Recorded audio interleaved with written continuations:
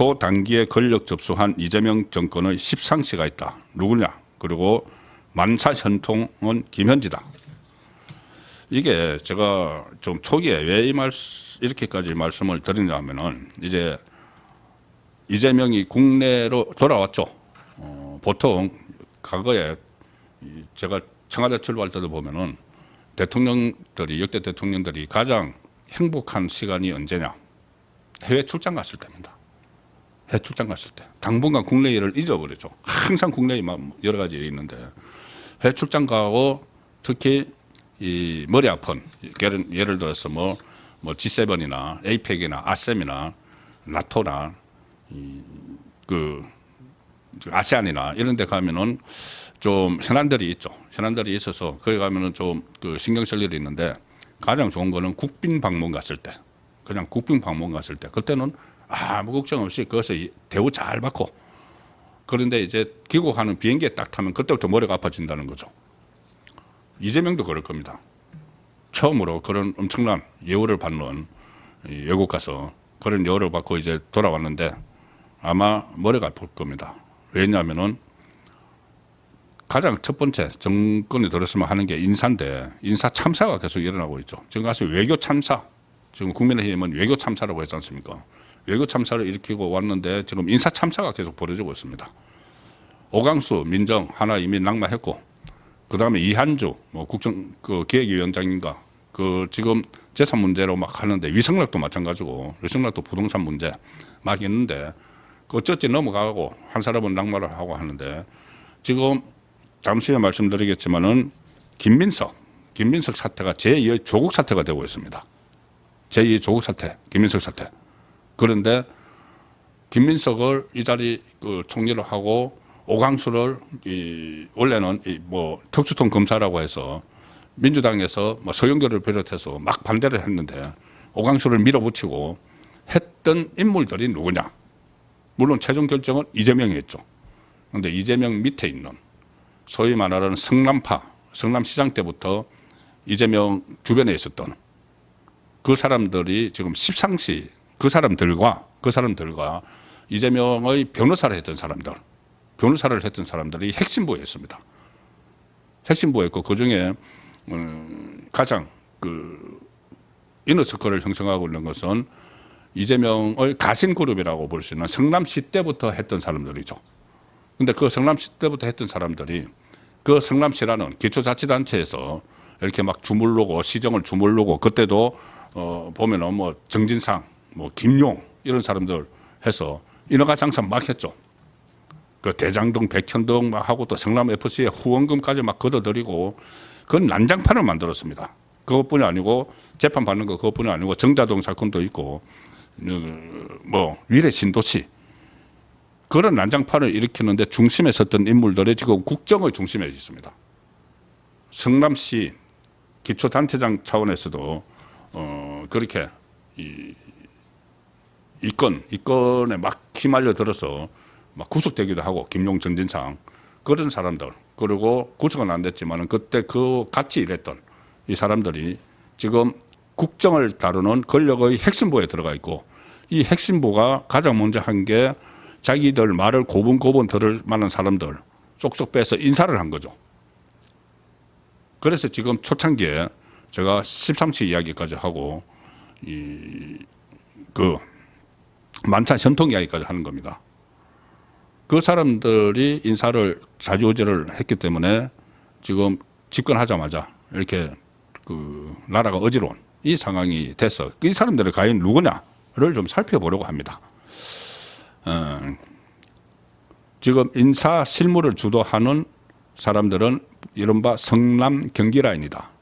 그러니까 성남시 기초자치단체에서 좌지우지하던 이재명 주변에서 하던 사람들이 지금 국정을 꼭대기에 앉아가지고 이렇게 하니까 이게 제대로 지금 될 리가 있습니까? 자, 이재명 의원실 보좌관 출신인 김현지가 대통령실 총무비서관입니다. 대통령실 총무비서관은 또 제 책을 잠깐 소개를 드리면은 이게 제가 대통령이 사람 쓰기라는 책을 냈습니다. 3년 전에 윤석열 정부 출범할 때 제가 이 책을 그 어떤 선전하는 게 아니고 이 책 아마 서점에 있는지 없는지 모르겠습니다. 3년 됐으니까는. 그게 아니고 제가 이 사람 쓰기를 하면서 총무비서관실과 인사비서관실을 특히 민정 라인하고 총무, 인사, 민정 쪽을 제가 집중적으로 취재를 해서 제 경험, 제가 청와대 출입을 한 10년을 했습니다. 그 경험을 담아서 이거 책을 펴냈는데 여기에 보면은 총무비서관과 인사비서관이 얼마나 중요한 그 역할을 하는지를 제가 이제 취재를 한 적이 있기 때문에 총무비서관, 인사비서관을 이야기하는 겁니다. 총무비서관은 일단 청와대 살림을 살죠. 청와대 살림을 살고 돈을 관리를 합니다. 자, 문재인 때 그 문다해 태국 갔을 때 그때 뭐 돈을 막 돈 거래를 하고 했던 사람 양이네스라고 있었죠. 양이네스. 그 김정숙의 단골 디자인의 딸 해외 출장 갈 때마다 따라갔고 또 이 어떤 그 감봉권을 사용을 해서 특할비로 오시면 되는 돈을 사용을 해서 뭐 이렇게 옷 사고 구두 사고 했다. 그때 이제 양이네스하고 그 수행 그러니까 제2부속실 비서관이 있었죠. 그런데 양이네스가 바로 총무비서관실 소속입니다. 비자금 같은 그런 거는 이 비자금이라기보다 비자금이 아니라 특할비, 이 눈먼 돈으로 생각하는 김정수 특할비 유용 의혹도 있죠. 그 특할비를 집행하는 쪽이 바로 총무비서관실입니다. 돈 관리를 다 하죠. 그리고 인사위원회 하면은 그 비서실장이 인사위원장인데 인사위원회 하면은 총무비서관이 거기서 간사 역할을 합니다. 간사 역할이 뭐냐? 실제로는 대통령의 의중을 거기다 전달하는 거죠. 인사위원회. 비서실장이 인사위원장을 하고 주재를 하지만은 거기에 보면은 민정수석 참석하고 인사수석 참석하고 하는데 총무비서관이 참석을 해서 대통령의 의중을 전달을 하는 역할을 합니다. 굉장히 중요한 자리죠. 그리고 대통령실, 과거 청와대 안에 인사도 거기서 다 주무릅니다. 그 총무비서관에 성남시에서 같이 활동을 한 김현지를 앉혔다. 김현지를 그 자리에 앉힌 겁니다. 물론 과거에도 이 가신그룹 사람들을 그 총무비서관에 많이 앉혔죠.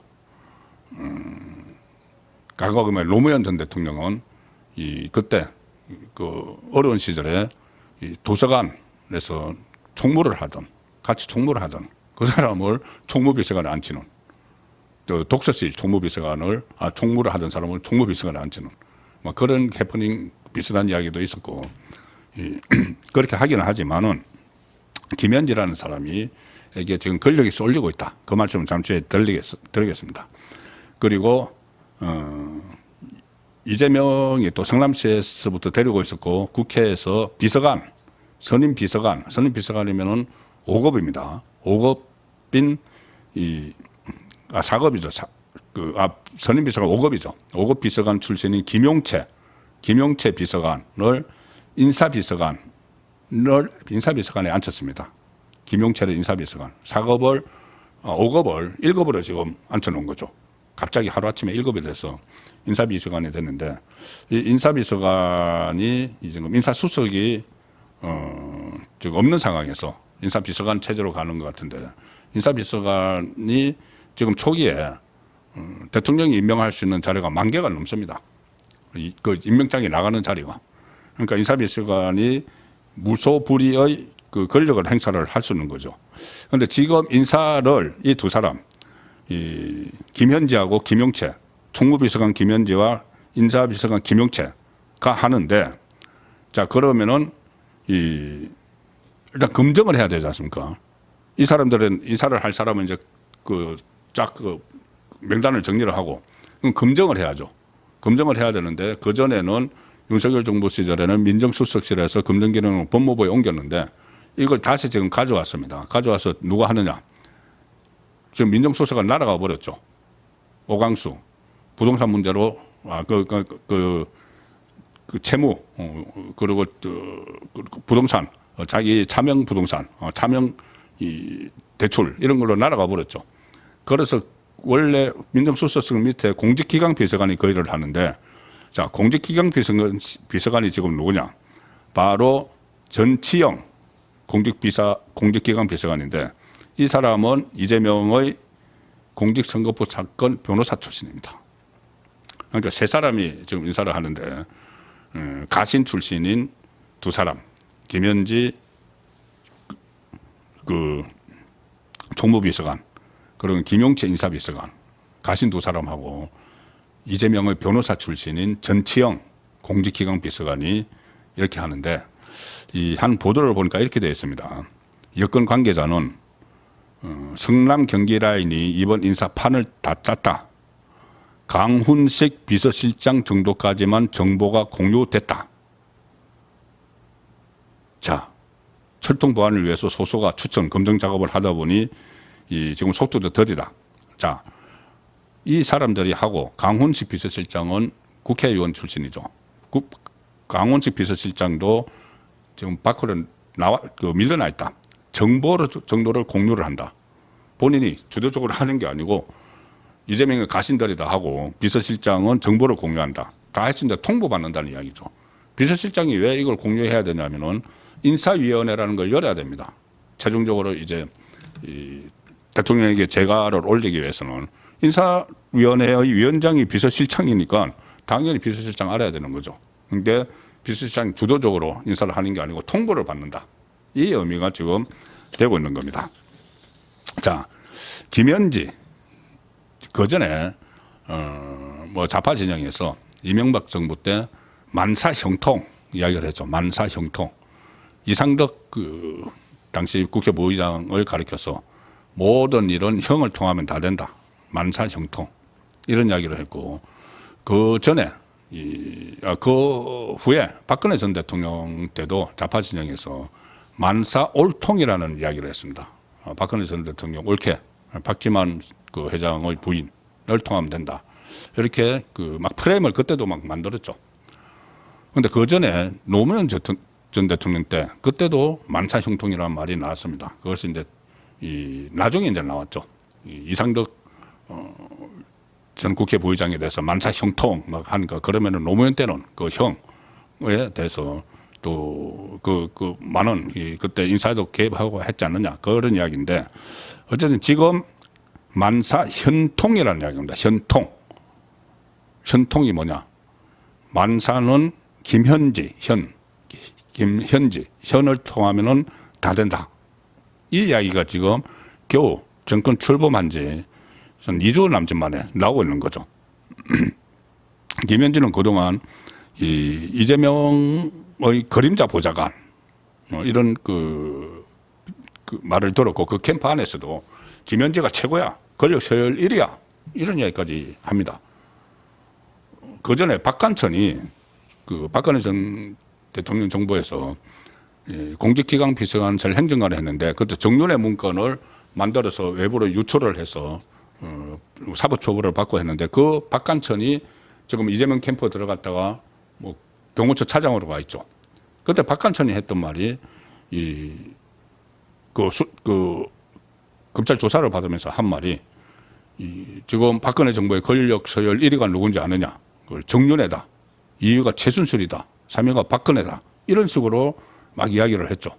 그래서 막 안에 내부를 희화시키고 막 그렇게 해서 결국은 나중에 이제 최순실 게이트 때도 그 말들이 또 해자가 되기도 했는데 지금 벌써 출범한 지 얼마 되지 않는데 김현지가 사실상 권력 서열 1위다. 이런 이야기까지 벌써 지금 나오고 있습니다. 그리고 만사 현통 모든 일은 김현지를 통하면 다 된다. 김현지 하면 그때 아마 그 기억을 하실 겁니다. 2022년 9월 달에 국회 본회의에 참석하고 있던 이재명의 휴대전화에 뭐가 하나 딱 찍혔죠. 찍혔는데 그게 뭐냐면은 이 의원님 출석 요구서가 왔습니다. 전쟁입니다. 그때 이제 검찰에서 출석 통보를 한 것을 당시 그 의원실의 보좌관이었던 김현지가 검찰에서 출석 통지서가 왔다. 자, 이제부터 전쟁입니다.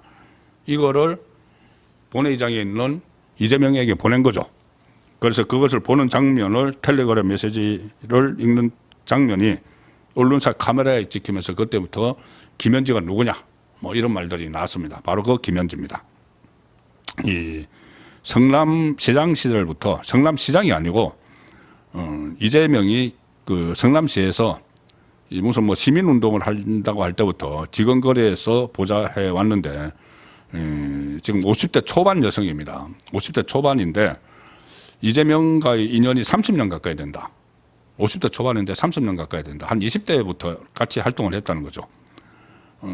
뭐 대학교를 아마 그쪽에서 다닌 것 같은데 이 뭐 성남 시민 모임 이거 이재명이 그때 만들었는데 거기 사무국장 2001년부터 사무국장 그러면 지금 이것이 벌써 24년 됐죠. 그리고 그렇게 하다가 김현지 인생이 바뀐 게 이재명이 성남시장에 당선이 됐을 때부터 그냥 시민운동 막 하다가 갑자기 제도권 안으로 들어온 겁니다. 인수위원회 거기서 간사를 맡습니다. 간사. 인수위원회 성남시장 인수위원회 간사를 맡으면서 그리고 그러다가 이재명이 경기지사로 당선되니까는 비서관을 또 맡고 이렇게 하면서 국회에 또 이재명이 입성을 하니까는 갑자기 또 보좌관을 하고 사급 보좌관을 하다가 이번에는 아예 1급 인사비서관으로 총무비서관으로 또 갔죠. 4급에서 1급으로 갔죠. 조금 전에 이제 그 인사비서관도 마찬가지고 4급에서 1급으로 갔습니다. 자, 이런 상황이 벌어졌는데 특히 이 정진상이 그전에는 그 이재명 주변에 넘버원이 있는데 정진상, 김용. 근데 김용은 힘이 떨어졌고 지금 뭐 추징금 문제로 이재명과 다툼이 있을 거라는 예상도 있죠. 어쨌든 정진상이 일이었는데 정진상이 또 구속되고 하면서 그 다음에 힘이 떨어져서 김현지가 사실상은 1위 자리에 있는데 벌써 만사현통. 자, 이런 그 이야기까지 나오고 있는 실정입니다. 자, 그래서 그러면은 그 박근혜 전 대통령 때 뭐 십상시 해가지고 또 막 프레임을 만들었죠. 정윤회 그 소위 말하는 정윤회 문건, 저 박한천이 작성한 그런 데서도 나오는 십상시라는 것이 또 그런 프레임을 만들어서 안에 이너서클이 뭐 자주하는 것처럼 했는데 실제 그 십상시들은 사실상 보면은 그 박근혜 전 대통령 그 행정관들 주로 정치권에 있다가 들어간 행정관들이 그 명단에 막 들어갔습니다. 그리고 그 이제 이준석도 그때 그 십상시라고 불리는 사람들하고 막 그 올리고 그렇게 했었죠. 근데 그 정치권에 있다가 들어간 사람들인데 이 지금 그 이재명 주변에 형성되기 시작한 십상시는 그게 아니고 바로 성남시장 때부터 가싱으로 있다가 가싱그룹으로 있다가 그러니까 예를 들어서 박근혜 전 대통령이 가싱그룹이라고 했던 뭐 문고리 3인방, 4인방 이 사람들은 좀 성격이 다르죠. 거기 이제 십상시 안에 그 사람들이 들어간 건 아닙니다. 그런데 어쨌든 지금 이 십상시 그룹을 형성을 하고 있는 사람들은 제가 말씀드린 이 성남시장 시절에 같이 데리고 있던 성남시에서 무슨 시민운동을 할 때부터 같이 있었던 이 사람들이 지금 포진을 해가지고 완전히 이 정권을 장악을 한 그 상황인데 여기다가 플러스 알파 된 게 바로 이재명의 변호사들입니다. 이재명의 변호사들. 일단 몇 번 말씀드렸죠. 이 민정수석실을 완전히 점령을 했다. 민정비서관 이태영 그 변호사 전부 다 이재명 변호했던 사람이고 이태영은 이 변호사비 대납 의혹 사건으로 수사도 받았던 사람입니다. 그 사람을 민정비서관 그리고 이 민정수석실 선임 행정관에는 조상호 이재명 변호사 조금 전에 말씀드린 공직기강 비서관으로 내정된 전치영 또 이 법무비서관 이장영 이 전부 다 이 이재명의 변호사들입니다. 일단 일종의 13시 그룹을 형성을 하고 있다고 보는데 여기에 또 변호사 몇 사람이 또 새로 들어갔습니다. 어디에 들어갔느냐? 지금 국정기획위원회라는 것이 뭐 인수 역할을 한다고 지금 만들었죠. 국정기획위원회에 또 변호사들이 들어갔습니다. 이재명 변호사들이. 이찬진 변호사, 사회 1분과장, 국정기획위원회, 공직선거법 위반 사건 항소심하고 파기환송심을 맡은 변호인단, 중 한 명. 그리고 이 이찬진 변호사와 같이 또 담당을 한 변호인, 이재명의 변호인 위대훈 변호사. 위대훈 변호사도 국정기획위원회 정치행정분과위원. 자, 이 사람들이 이제 이 국정기획위원회가 이제 해체가 되고 하면은 또 용산에 대통령실에 들어가서 포진을 하겠죠. 어디 가서도 포진을 하겠죠. 그래서 이런 사람들이 지금 십상시 그룹을 형성을 하고 있다. 그리고 이들이 주도를 해서 특히 가신 출신들이 김현지를 비롯해서 가신 출신들이 인사를 하고 있는데 이게 인사 파동을 지금 일으키고 인사 참사를 일으키고 그리고 이들이 G7 준비도 안 된 그 G7에 참석을 하도록 뭐 사실상 이 사람들이 결정을 하고 외교관들이 결정을 하는 게 아니고 그래서 이 득세를 하고 있는데 이것이 권력 말기적 현상입니다. 권력이 이렇게 나중에 무너질 때 완전히 이제 뭐 탄핵을 받아서 끝나는 것만 무너지는 게 아니죠. 권력이 힘이 빠질 때, 레임덕 이때 이들을 가신이나 십상직으로 뭘 행적이 그때 막 드러나기 시작하는데 지금은 아예 극초반에 이런 일들이 언론에도 다 포착이 되는 그 상황입니다.